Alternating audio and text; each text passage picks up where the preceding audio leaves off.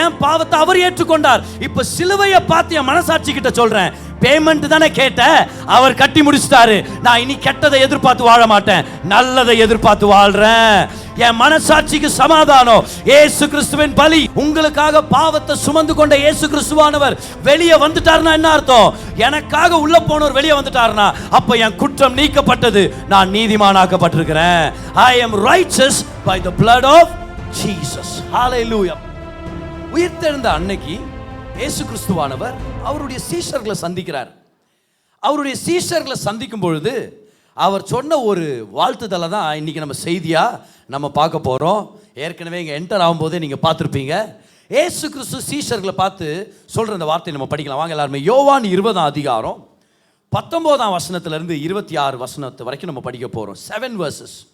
John chapter 20 and verse number 19. Verse number 19 and 19 all the way to verse number 26. கர்த்தர் இன்னைக்கு உங்களோட பேசுவார். ஒரு குறிப்பிட்ட விஷயத்தை கர்த்தர் உங்கள்கிட்ட பேசி உங்களை பலப்படுத்துவார் அப்படின்றத நீங்கள் ஞாபகம் வச்சுக்கலாம். நமக்கு ஒரு சில சேர்ஸ் முன்னாடி அவைலபிளாக இருக்குது, அதை நீங்கள் பார்த்துங்க. எஸ், நம்ம we are trying as much as possible, எவ்வளோ முடியுமோ அவ்வளோ பேரை நம்மளுடைய மெயின் சாங்சுரிக்குள்ளே உட்கார வைக்கணும்னு சொல்லி நம்ம பிரயாசப்படுறோம். ஒரு சில நம்மளுடைய பிலீவர்ஸ் நம்மளுடைய சர்ச் ஹாலுக்கு வெளியே ஒரு ஓவர்ஃப்ளோ ஏரியா பேசேஜ் வேல அவங்க அமர்ந்திருக்கிறாங்க. ரைட், நீங்கள் எங்கே இருந்தாலும் கர்த்தருடைய வார்த்தை உங்களை சந்திக்கும், கர்த்தருடைய பிரசனம் உங்களோட இருக்குது. நிச்சயமாக நீங்கள் ஆசீர்வதிக்கப்பட்டு நிறைவோட தான் நீங்கள் வீட்டுக்கு நீங்கள் போக போகிறீங்க, அதில் எந்தவித சந்தேகமும் இல்லை. எஸ், வாங்க ஜான் சாப்டர் 20 19 நான் உங்களுக்காக படிக்கிறேன், நல்லா கவனிங்க. வாரத்தின் முதல் நாளாகிய அன்றைய தினம் சாயங்கால வேளையிலே சீஷர்கள் கூடியிருந்த இடத்தில் யூதர்களுக்கு பயந்ததினால் கதவுகள் பூட்டி இருக்கையில் இயேசு வந்து நடுவே நின்றார். நம்ம பயத்தை பார்த்து அவருக்கு பயம் இல்லை, நம்மளுடைய பலவீனத்தை பார்த்து அவர் துக்கப்படுறவரும் நம்ம பலவீனத்தை பார்த்து ஒதுங்குறவர் இல்லை. எல்லா பயத்தின் குழப்பத்தின் மத்தியில் வந்து வெளிப்பட்டார். நான் சொல்றேன், இன்னைக்கு உங்க பயத்தின் மத்தியில குழப்பத்தின் மத்தியில தேவன் வெளிப்படுவார், இயேசு வெளிப்படுவார். பயந்து ஒரு பூட்டப்பட்ட அறைக்குள்ள உட்கார்ந்துட்டு இருக்கிறாங்க, இயேசு கிறிஸ்து வெளிப்படுகிறார். என்ன சொல்றாருன்னு பாருங்களேன். அவங்க எல்லாரையும் பார்த்து உங்களுக்கு சமாதானம் என்றார், பீஸ் பீ டு யூ. அடுத்தது, அவர் இப்படி சொல்லி தம்முடைய கைகளையும் விலாவையும் அவர்களுக்கு காண்பித்தார். சீஷர்கள் கர்த்தரை கண்டு சந்தோஷப்பட்டார்கள். இயேசு மறுபடியும் அவர்களை நோக்கி உங்களுக்கு சமாதானம் உண்டாவதாக. இன்னொரு தடவை அதே வார்த்தை. உயிர்த்தெழுதல் உடைய பேசேஜில் எத்தனையோ சத்தியங்களை நம்ம கற்றுக்க முடியும், ஆனால் இதை கர்த்தர் ரிப்பீட் பண்ணிட்டே இருக்கிறார் பாருங்க. சமாதானம் உண்டாவதாக திரும்பவும் சொல்றாரு அவங்களை பார்த்து, பிதா என்னை அனுப்பினது போல நானும் உங்களை அனுப்புகிறேன் என்று சொல்லி அவர்கள் மேல் ஊதி பரிசுத்த ஆவியை பெற்றுக்கொள்ளுங்கள் அப்படின்னு சொல்லி, எவர்களுடைய பாவங்களை மன்னிக்கிறீர்களோ அவைகள் அவர்களுக்கு மன்னிக்கப்படும், எவர்களுடைய பாவங்களை மன்னியாதிருக்கிறீர்களோ அவைகள் அவர்களுக்கு மன்னிக்கப்படாதிருக்கும். ரொம்ப சிம்பிளா சொன்னா உங்களுக்கு அதிகாரம் இருக்குது அப்படின்றாரு. உங்க ஐக்கியத்தில் ஒரு அதிகாரம் இருக்குது. இப்ப இந்த பேசேஜ்ல வந்து மனுஷங்கிட்ட போய் பாவத்தை சொன்னா பாவ மன்னிப்பு கிடைக்கும்ன்றது அர்த்தம் இல்லை. ஞாபகம் வச்சுங்க அந்த விஷயத்தை நல்லா. மனுஷங்கிட்ட பாவத்தை சொல்றதுனால யாருக்குமே பாவ மன்னிப்பு இல்லை. இயேசு கிறிஸ்துவின் ரத்தத்தினால மட்டும்தான் நமக்கு பாவ மன்னிப்பு உண்டா இருக்கிறது. ஆனா இந்த இடத்துல சபைக்கு கொடுக்கப்பட்டிருக்கிற அதிகாரத்தை பத்தி பேசுறாரு. அப்புறம் திரும்பவும் சொல்றாரு பாருங்க, இயேசு வந்திருந்த போது, அன்னைக்கு வந்தார் இல்லையா, அன்னைக்கு 12 பேர்ல திதிமு எண்ணப்பட்ட தோமா என்பவன் அவர்களுடனே கூட இருக்கவில்லை. அப்போ அந்த வாரம் சர்ச் மிஸ் பண்ணிட்டார். ஈஸ்டர் அன்னைக்கு சர்ச் மிஸ் பண்ணிட்டார். இப்போ நீங்கள் பரவாயில்ல, நீங்கள் வந்துட்டீங்க, காட் பிளஸ் யூ. அவர் மிஸ் பண்ணிட்டார். மற்ற சீஷர்கள் அவர் வந்த உடனே சொல்கிறாங்களாம், கர்த்தரை கண்டோம் என்று அவனுடனே சொன்னார்கள். அதற்கு அவன், அவருடைய கைகளில் ஆணிகளினால் உண்டான காயத்தை நான் கண்டு அந்த காயத்திலே என் விரலை விட்டு என் கையை அவருடைய விலாவிலே போட்டால் ஒழிய விசுவாசிக்க மாட்டேன் என்றான். தொட்டு பார்ப்பேன், காயத்தை தொட்டு பார்ப்பேன், அந்த விரல்ல அந்த ஆணி பதிஞ்ச ஓட்டையில் நான் விரலை விட்டு நான் பார்ப்பேன். நானெல்லாம் இப்படி தான், நான்லாம் அசால்ட்டாக விசுவாசிக்க மாட்டேன் ஆண்டு அப்பவே நினச்சார் நினைக்கிறேன். தோமா, உன்ன மாதிரி ஒரு ஜனக்கூட்டம் இருக்கிறாங்க ஆசியா கண்டத்தில், அந்த இந்தியா தேசத்துக்கு ஒன்று அனுப்புகிறேன் நான் அன்றைக்கே நினச்சிருப்பார் ஆண்டவர். வந்தார் பாருங்க தோமா, நம்ம இந்தியாவுக்கு தான் வந்தார். சரி, இப்போ இன்னொரு ஒரு வாரம் ஆயிடுச்சு. 8வது நாள் பாருங்க, மறுபடியும் 8 நாளைக்கு பின்பு அவருடைய சீஷர்கள் வீட்டுக்குள்ளே இருந்தார்கள். இப்போ தெரியுதா நம்ம ஏன் சண்டே சர்வீஸ் செலிப்ரேட் பண்ணுறோன்னு? ஏன்னா இயேசு கிறிஸ்து உயிர் திறந்த பிறகு சண்டே அவருடைய சீஷர்களை விசிட் பண்ணுறாரு. அப்போ ஞாயிற்றுக்கிழமை கேதர் ஆகி ஆராதிக்கிறது அவருடைய உயிர் தெழுதலை கனப்படுத்துறதுக்காக அப்படின்ற நம்ம மறந்துடக்கூடாது. ரைட். ஸோ இப்போ திரும்பியும் பாருங்க, இன்னொரு ஞாயிற்றுக்கிழமை வருது. அன்னைக்கு இயேசு கிறிஸ்து திரும்பியும் அவங்க மத்தியில் வந்து அவர் தரிசனமாகிறார். மறுபடியும் 8 நாளைக்கு பின்பு, எல்லாரும் சொல்லுங்க மறுபடியும் சொல்லுங்க பார்க்கலாம். பக்கத்தில் இருக்க பார்த்து சொல்லுங்க, கர்த்தர் உங்களுக்கு மறு வாய்ப்பை தருவார்னு சொல்லுங்களேன். God is a God of second chances. மறுபடியும் 8 நாளைக்கு பின்பு அவருடைய சீஷர்கள் வீட்டுக்குள்ளே இருந்தார்கள். தோமாவும் அவர்களுடனே கூட இருந்தான். கதவுகள் பூட்டப்பட்டிருந்தது. அப்பொழுது இயேசு வந்து நடுவே நின்று உங்களுக்கு சமாதானம் என்றார். எத்தனை தடவை படிக்கிறோம் இதே வார்த்தையை நம்ம? 3ஆவது தடவை சமாதானம் உண்டாவதாக அப்படின்னு சொல்லி திரும்பவும் சொல்லி வாழ்த்துகிறார். சமாதானம் உண்டாவதாக. ஹல்லேலூயா. பக்கத்தில் இருக்கிறவங்களை பார்த்து சொல்லுங்க பார்க்கலாம், சமாதானம் உண்டாவதாகன்னு சொல்லுங்க. இன்னொருத்தரை பார்த்து சொல்லுங்க, பீஸ் பீ டு யூன்னு சொல்லுங்க. நான் ஒரு கேத்தலிக் ஸ்கூலில் படித்தேன். அதனால் எங்களை மாஸ்க்கு கூட்டிகிட்டு போவாங்க. மாஸ் முடியும் போது நம்ம ஒருத்தரை பார்த்து இப்படி தான் நம்ம வாழ்த்திக்கணும். நல்லாயிருக்கும். ஆனால் சில டைம் நம்ம திரும்புகிறவங்க வேறு பக்கம் திரும்பிட்டு இருப்பாங்க. பீஸ் பீட்டு இந்த பக்கம், சரி நீ இல்லைனா இவர் பார்த்தா இவர் இந்த பக்கம் திரும்பிட்டு இருப்பார். ஓகே, ஆனால் இன்னைக்கு நல்லா பார்த்து திரும்பி சொல்லுங்க பார்க்கலாம். பக்கத்தில் பார்த்து சொல்லுங்க, பீஸ் பீ டு யூ, சமாதானம் உண்டாவதாக. 7 வசனங்களில் 3 தடவை இந்த ஸ்டேட்மெண்ட்டை கர்த்தர் திரும்ப திரும்ப கொண்டு வர்றதை நம்ம பார்க்குறோம். எஸ், 3 தடவை சமாதானம் உங்களுக்கு உண்டாவதாக, சமாதானம் உண்டாவதாக அப்படின்னு சொல்லி பாருங்க. கிறிஸ்தவ வாழ்க்கையில் ஒரு மிக முக்கியமான அம்சம் வந்து சமாதானம். அசைக்கப்பட முடியாத நம்ம ஒரு மிகப்பெரிய சமாதானத்தை கர்த்தர் நம்மளுக்கு கொடுத்துருக்கிறார். பிலீவர்ஸாக நம்ம இந்த உலகத்தில் வாழும்போது நம்மளை நிறைய பேர் ஒரு சில கேள்விங்க கேட்பாங்க. எப்படி 6 நாளில் கடவுள் உலகத்தை உண்டாக்குனார்? இந்த யோனான்றவன் எப்படி மீன் வயிற்றில் இருந்தான் 3 நாள்? இதெல்லாம் நடக்கிற கதையா? இப்படியெல்லாம் ஒரு சில கேள்விகளை கொண்டு வருவாங்க. நமக்கு எல்லா கேள்விக்கும் பதில் தெரியாமல் இருக்கும் ஒரு சில டைமு. ஆனால் நமக்குள்ளே இருக்கிற சமாதானத்தை யாராலுமே நிராகரிக்க முடியாது. உண்மை பாருங்க, நம்மளுக்குள்ளே இருக்கிற சமாதானத்தை யாராலும் நிராகரிக்க முடியாது. ஏன்னா கிறிஸ்து இல்லைன்னா உண்மையான சமாதானம் இல்லை. கிறிஸ்துவை நம்ம ரட்சகராக ஏற்றுக்கொள்கிற வரைக்கும் மெய்யான சமாதானத்தை நம்ம அனுபவிக்க முடியாது, வாய்ப்பே இல்லை. No Christ no peace. உலகத்தில் சமாதானத்தை எங்கெங்கேயோ தேடுறாங்க பாருங்க. ஆனால் சமாதானம் எங்கேயோ இல்லை, கிறிஸ்து கிட்ட மட்டும்தான் இருக்குது. சமாதான பிரபு இருந்தால் தான் சமாதானம். பிரின்ஸ் ஆஃப் பீஸ் இருக்கிற இடத்துல தான் சமாதானம் நம்மளுக்கு கிடைக்கும். எங்கெங்கேயோ தேடுறாங்க. ஒரு சில பேர் பாருங்க, நிறைய பணம் இருந்தால் எனக்கு நான் சமாதானமாக இருப்பேன் அப்படின்னு நினைக்கிறாங்க. அப்புறம் பணம் சம்பாதிக்கிறதுக்காக வேலைக்கு சேர்ந்துடுறாங்க. அப்புறம் இந்த வீக்கெண்டுக்கு எங்கேயாவது போயிட்டா நல்லா இருக்கும் அப்படின்ற மாதிரி அப்புறம் சமாதானத்தை தேடி வேற ஏதோ ஒரு இடத்துக்கு போயிடுறாங்க. அப்போ சமாதானம் இல்லாமல் போயிடுச்சா என்ன வேலை இடத்துல? சில பேர் யோசிக்கிறேன், எனக்கு கல்யாணம் ஆயிடுச்சுன்னா ரொம்ப சமாதானம் இருப்பான், எப்போதான் கல்யாணம் ஆகுமோ. இன்னும் ஒரு சில பேர், ஐயோ அவசரப்பட்டு கல்யாணம் பண்ணிக்கிட்டோமோ, ஐயோ அவன் நல்லவ பிரதர், நான் தான் பிரதர் ரெடியா இல்லை, சே இது சத்தமாக சொல்கிறதுக்கு பயம். ஏன் அவங்க அப்பா நினச்சக்கூடாது, அவங்கள ஏதோ சொல்கிறோன்னு சொல்லி. ஒரு நபருக்கு ஒரு ஃப்ரெண்ட் இருந்தார். அவர் மென்டல் ஹாஸ்பிட்டலில் வேலை செஞ்சுன்னு இருந்தார். அவரை பார்க்கலான்னு இவர் போயிருக்கிறார். போகும்போது வா உள்ள கூட்டின்னு போகிற இடத்துல வாசலில் காம்பவுண்டில் ஒருத்தர் உட்காந்து வெளியே உட்காந்து லைலா லைலா லைலா லைலான்னு கத்தின்னுக்கிறார், ஒரு கூப்பாடு போட்டுன்னு. இவர் கேட்டா, என்னடா அது லைலா லைலான்னு கூப்பிட்டுக்கிறானே? அது என்ன கதைனா, 8 வருஷமாக ஒரு பொண்ணை லவ் பண்ணிருந்தான். அந்த பொண்ணு பேர் லைலா. அது இவனை விட்டு வேற ஒருத்தனை கட்டிச்சு. அந்த லவ் ஃபெயிலியரில் மனசு ஒடிஞ்சு போய் அப்படியே மென்டல் ஆகிட்டான். அத்தான் லைலா லைலான்னு பண்ண ஆத்திங்கிறான். சரி வாடா உள்ளே போகலான்னு உள்ளே போய் கூட்டிகிட்டு ஒரு 10 நிமிஷத்துக்கு அப்புறம் போகிறான். அங்கே இன்னொரு வார்டு, அந்த வார்டில் ஒருத்தன் கத்தின்னுக்கிறான், லைலா லைலா லைலான்னு. இது என்னடா கதை, இவனும் லைலான்னு தான் கத்தின்னுக்கிறான். இந்த லைலாவை கட்டிக்கினானே அவன் தான் இவன் அப்படின்னா இவன். அப்போ ஒரு சில பேருக்கு, யோ என் லவ் சக்ஸஸ் ஆயிடுச்சு நான் சமாதானம். இன்னொருத்தருக்கு, சே இப்படி போயிடுச்சே என்னுடைய வாழ்க்கை. நான் சொல்கிறேன், சமாதானன்றது ஏதோ ஒரு அனுபவத்தில் இல்லை, சமாதானன்றது ஏதோ வாழ்க்கையின் கட்டத்தில் இல்லை. சமாதானன்றது எனக்கு 10 லட்ச ரூபாய் சம்பளம் வரும்போது ஸோ யூகே அப்படின்னு சொல்லி ஒரு குறிப்பிட்ட விஷயத்துக்கு நீ கொண்டு வர முடியாது. சமாதானன்றது ஒரு நபருக்குள்ளாக இருக்கிறது. It's in a person and his name is Jesus. இயேசு கிறிஸ்து இருந்தாருன்னா சமாதானம். அப்போ ஒரு சில பேர் நம்மளை பார்த்து ஒரு சில கேள்விகள் கேட்பாங்க, நமக்கு அந்த பதில் இல்லை. எனக்கும் எல்லா கேள்விக்கும் பதில் இல்லை. நான் காலேஜ் படிக்கும்போது என் கிளாஸ்மேட் ஒருத்தர் தான் பாருங்கள், ரொம்ப தனமசாலி, ரொம்ப புத்திமான். இந்த சயின்ஸ் எடுத்தேன் பாருங்கள், நான் சயின்ஸ் எடுத்தேன். இந்த மாதிரி ஒரு விஷயம் பாருங்கள், ஆண்டவர் தான் தயவு தான் எங்களை காப்பாற்றி கொண்டு வந்துருக்குது இவ்வளோ நேரம். இந்த சயின்ஸ் காம்பினேஷன் எடுத்திருந்தேன். அப்போது என் கிளாஸ்மேட் வந்து நல்லா படிக்கிற ஒரு பையன். அவன் ஒரு நாள் என்னை வந்து மீட் பண்ணி நிறையா கேள்விகள் கேட்குறான். பைபிளில் வந்து எப்படி கடவுளுக்கு எப்படி பிள்ளை பிறந்தாரு, அவருடைய ஒய்ஃப் யார், இந்த மாதிரி எல்லாம் கேள்வி கேட்டால் நான் எனக்கு தெரியல எப்படி எக்ஸ்பிளைன் பண்ணுறதுன்ட்டு. நான் என்னால் பெருசாக அவரை கன்வின்ஸ் பண்ண முடியல. ஆனால் அந்த கான்வர்சேஷன் முடிஞ்சிருச்சு. அவரும் கிளம்பிட்டார். என்னை பார்த்து ஒரு பரியாசமாக சிரிச்சுட்டு போயிட்டான் என் கிளாஸ்மேட். அப்புறம் ஒரு வாரத்துக்கு அப்புறம் லைப்ரரியிலேருந்து வெளியே வந்துருக்கிறேன். என்கிட்ட வந்தார், Chris I want to talk to you man அப்படின்னாரு. சரி என்னப்பா அப்படின்னு அவர் சொன்னார், வீட்டில் ஒரு சண்டை ஆயிடுச்சு, மனசில் சமாதானமே இல்லை. ஆனால் உன்னை நான் பார்க்குறேன், உன்னை பார்க்கும்போதெல்லாம் உனக்குள்ளே ஒரு சமாதானம் இருக்குது, எனக்கு அந்த சமாதானம் வேணும் அப்படின்றார். என்னால் அவருடைய கேள்விகளுக்கு பதில் சொல்ல முடியல, எனக்கு தெரியல. ஆனால் எனக்குள்ளே இருக்கிற சமாதானத்தை அவர் இல்லைன்னு சொல்ல முடியல. ஏன்னா சமாதானம்ன்றது ஒரு கிறிஸ்தவ வாழ்க்கையுடைய மிக முக்கியமான ஒரு அம்சம். எல்லாரும் நல்ல சத்தமா தைரியமா சொல்லுங்க, எனக்கு எல்லா கேள்விக்கும் பதில் தெரியல. சொன்னீங்களா? இப்ப சொல்லுங்க பார்க்கலாம், எனக்குள்ள இருக்கிற சமாதானம் மெய்யான சமாதானம். இதை நான் எக்ஸ்பிளைன் பண்ண முடியாது, இதை நான் லாஜிக்கலா ஒரு ஃபார்முலாவால நான் சொல்ல முடியாது. இயேசுவை ஏற்றுக்கொண்டாதான் அந்த அனுபவம். என்ன சூழ்நிலையா இருந்தாலும் பார்த்துக்கலாம், விட கர்த்தர் இருக்கிறான்ற எண்ணம் வந்தே வரும். எத்தனை பேர் ஒத்துக்கிறீங்க? அதை துக்கம் வரும், பயம் வரும், ஆனால் ஃபைனலாக சமாதானம் தான் ஜெயிச்சு காட்டும்.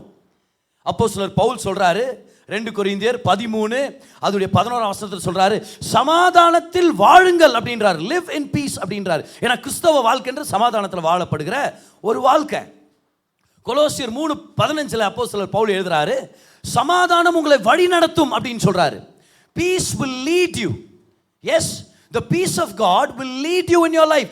எந்த டிசிஷன்ஸ் எடுக்கணும், எந்த டிசிஷன்ஸ் எடுக்க கூடாதுன்னு சொல்லி சமாதானமே உங்களை வழி நடத்தும் அப்படின்னு சொல்லி கர்த்தர் சொல்லிட்டு இருக்கிறாரு. அப்போ சமாதானம்ன்றது கிறிஸ்தவ வாழ்க்கையில நம்ம இல்லைன்னு சொல்ல முடியாத ஒரு மிகப்பெரிய அம்சம். அதை நம்ம எல்லாருமே அனுபவிச்சுட்டு இருக்கிறோம். ஹல்லேலூயா.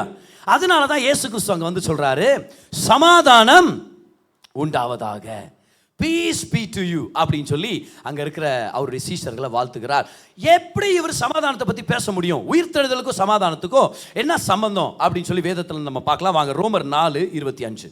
வாங்க, ஏன் உயிர்த்தெழுதலும் சமாதானமும் சம்பந்தப்பட்டிருக்குது அப்படின்னு பார்க்கலாமா? வாங்க, ரோமர் 4:25. Roman chapter 4 and verse number 25 பாருங்க. ரோமர் 4:25.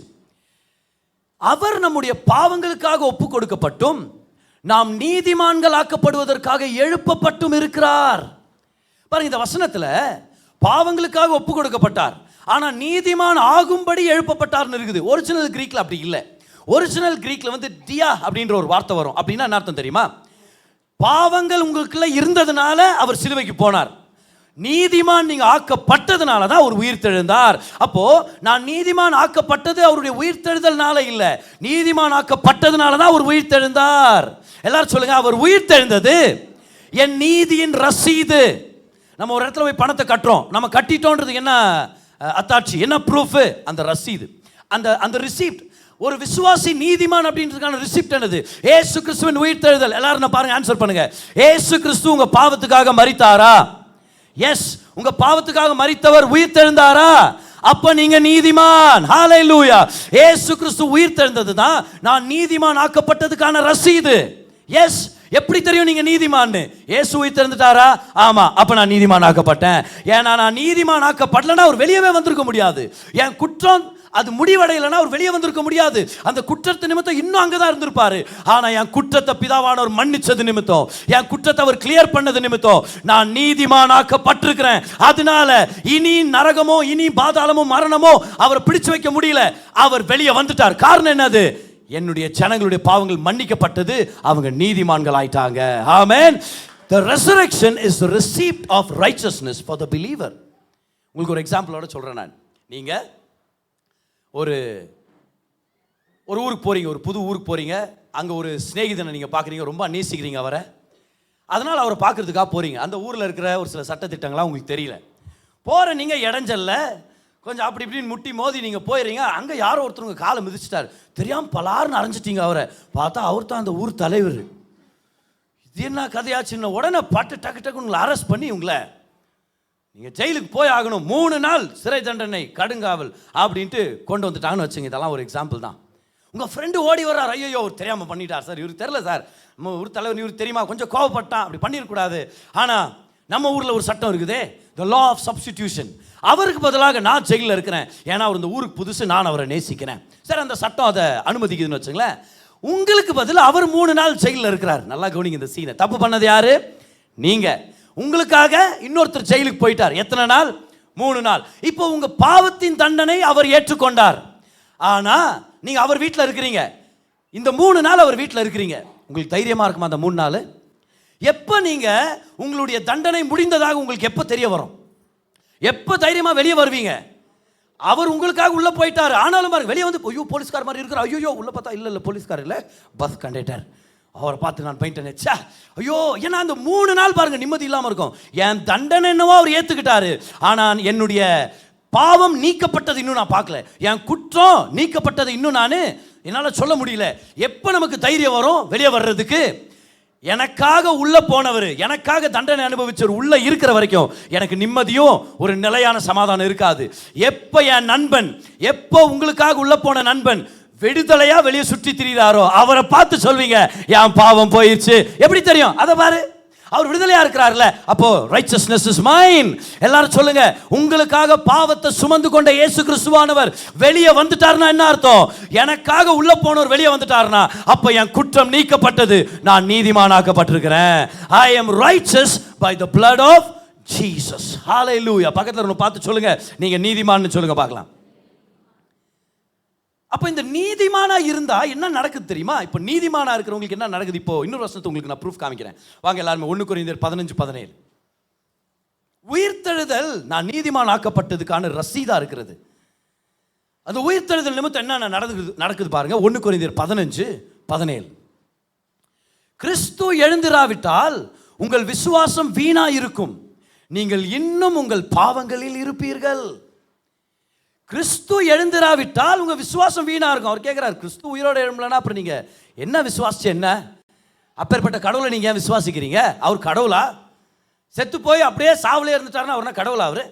அப்ப பவுல் கேட்கிறார், அப்ப நீ விசுவாசிச்சது வேஸ்டா போயிடும். அது மட்டும் இல்ல, நீ இன்னும் பாவத்துல தான் இருக்கிற, வெளியே வந்துடாத, ஏன்னா இன்னும் பாவம் கிளியர் ஆகல அப்படின்றார்.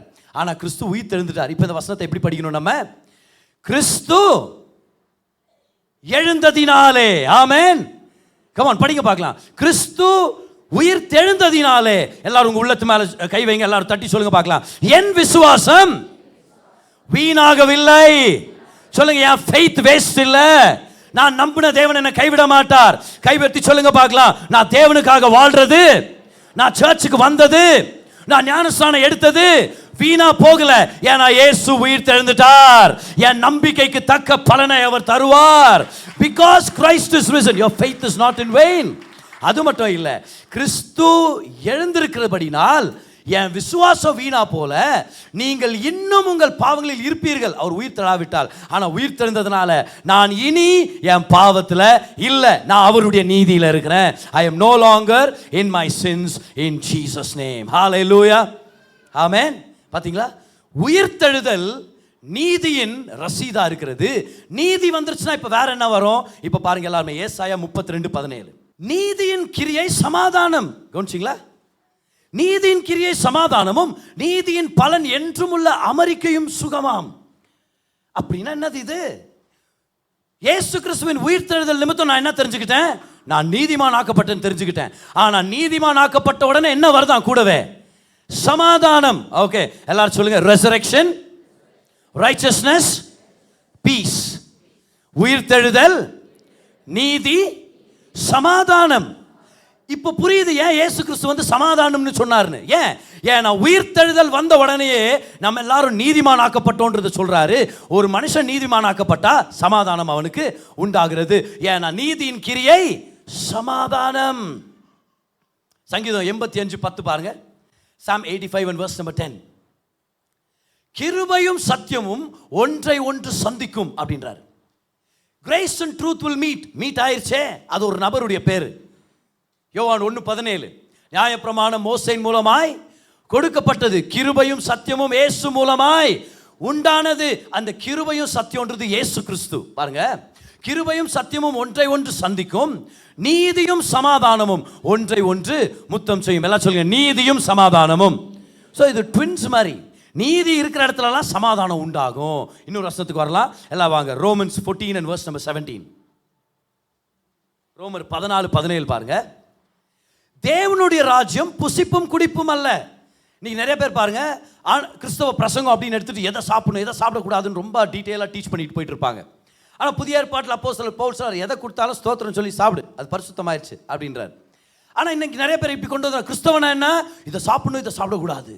சில பேர் பிரதர் பன்னிக்கறி சாப்பிடலாமா அப்படின்னு இப்போ செஞ்சு எடுத்துன்னு வந்துருக்கிறீங்களா? இல்லை பிரதர் கேட்குறேன் நான், பன்னிக்கறி சாப்பிடலாமா? உங்களுக்கு பிடிச்சா சாப்பிடுங்க, ஜம் பண்ணி சாப்பிடுங்க. சரியாக சமையல் பண்ணுறவங்க கையில் குத்து, ஒழுங்காக சமையல் பண்ணுறவங்கள்ட்ட சாப்பிடுங்க. ஏன்னா அதில் புழுங்கெல்லாம் இருக்குதுன்னு நான் கேள்விப்படுறேன். அதை ஒழுங்காக நல்லா வேக வைக்கணும்னு கேள்விப்படுறேன். ஒரு சில பேருக்கு கோல்டு சரீரம் செட் ஆகாது போருக்கு.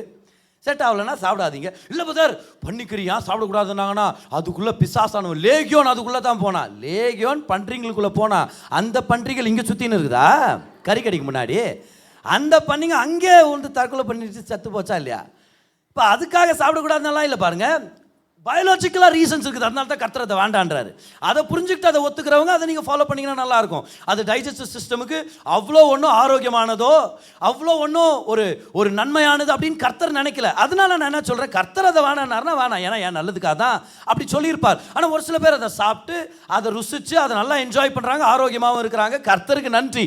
ஆனால் கிறிஸ்தவன்னு உடனே பண்ணிக்கறி சாப்பிடலாமா வேணாமா அதை பற்றி இல்லை. கிறிஸ்தவன்றது சர்ச்சுக்கு வெள்ளை ட்ரெஸ் தான் போட்டு வரணுமா, இப்படி இப்படி பண்ணுமா, புரியுதுல, இப்படி மேலே இப்படி துணி அப்படி போட்டுக்கணுமா இல்லையா, இது வைக்கலாமா வைக்கக்கூடாதா, இது கழட்டிடணுமா, நான் சர்ச்சுக்கு வர முடியாது வரக்கூடாது, இதை பற்றியெல்லாம் கிறிஸ்தவம் இல்லை. இதை பற்றியா பேசின்னு இருக்கணும் உட்காந்து, நகை போடாதீங்க பூ வைக்காதீங்க, அது கிறிஸ்தவம் இல்லை. அவர் சொல்கிறார் இந்த மாதிரி சின்ன சின்ன விஷயத்தெல்லாம் கொண்டு வந்து பெரிய மேட்டர் ஆக்கிடாதீங்கன்றார் பவுல். அவர் என்ன சொல்ல, அப்போ கிறிஸ்தவ வாழ்க்கைனா என்ன பிரதர்? அவர் சொல்கிறார் பாருங்க, தேவனுடைய ராஜ்யம் புசிப்பும் குடிப்பும் அல்ல. சின்ன சின்ன விஷயங்களை பற்றி பேசிட்டு போயிடாதீங்க, வேற விஷயம். அது என்னது? அது நீதியும் சமாதானமும் பரிசுத்த ஆவியினால் உண்டாகும் சந்தோஷம். எல்லாரும் சொல்லுங்க, நீதியும், நீதி கூடவே என்ன வரும்?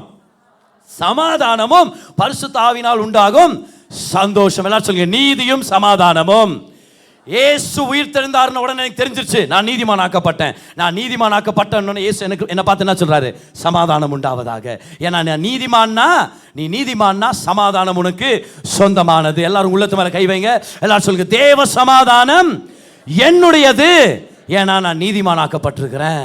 உயிர்த்தெழுதலுடைய சம்பவத்தில் 3 தடவை சமாதானம் உண்டாக கடவுதுன்னு சொல்லி இயேசு கிறிஸ்துவானவர் சொல்றதை நம்ம பார்க்குறோம். இன்னைக்கு நம்மளுடைய ஸ்டடியில் 7 சமாதானங்கள் நம்மளுக்கு அவைலபிளாக இருக்குதுன்னு சொல்லி உங்களுக்கு நான் அதை குறிப்பாக நான் கொடுக்க போகிறேன். நம்பர் 1 எழுதிங்க பார்க்கலாம்.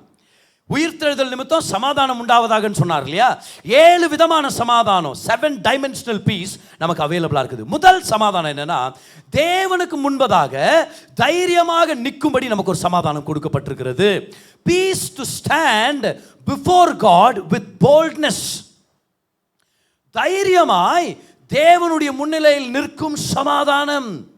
இயேசு கிறிஸ்து நமக்காக மரிக்கிறதுக்கு முன்பதாக யாருமே கர்த்தரிடத்தில் போய் நிற்க முடியாது. மோசே கேட்கிறார், உங்க மகிமையை காண்பீங்க ஆண்டவரே. அவர் ஒரு சிறந்த மனுஷன் பார். அவர்கிட்ட ஆண்டவர் சொல்றாரு, இல்ல மோசே, நீ என் முதுகை மட்டும் தான் பார்க்க முடியும், நீ எல்லாம் என் முகத்தை பாத்திர முடியாது, செத்துருவ நீ அப்படின்றாரு. பழைய ஏற்பாட்டில் யாருமே தேவனிடத்தில் நெருக்கமா இருக்க முடியல அந்த அளவுக்கு. ஆனா நமக்கு கர்த்தர் அந்த வாய்ப்பை ஏற்படுத்தி கொடுத்திருக்கிறார். ஏன்னா நம்ம எல்லாருமே நீதிமானாக்கப்பட்டிருக்கிறோம். என்ன அர்த்தம் நீதிமானாக்கப்பட்டிருக்கிறோம்னா? என்ன அர்த்தம்? இங்கிலீஷில் ஒரு அருமையான வார்த்தை கொடுக்கப்பட்டிருக்கு பாருங்க, ஜஸ்டிஃபைடு. என்ன வார்த்தை அது? ஜஸ்டிஃபைடு. இந்த ஜஸ்டிஃபைடு நீதிமானாக்கப்பட்டது அப்படின்றது நம்ம மொழிபெயர்க்கிறோம். ஜஸ்டிஃபைடு அப்படின்ற வார்த்தைக்கு ஒரு வேத வல்லுநர் அர்த்தத்தை கொடுக்குறாரு பாருங்க. ஜஸ்டிஃபைட்னா just as if I had never sinned அப்படின்றார். just as if I had never sinned. தமிழ்ல பாருங்க, ஒரு பாவமும் செய்யாதது போல.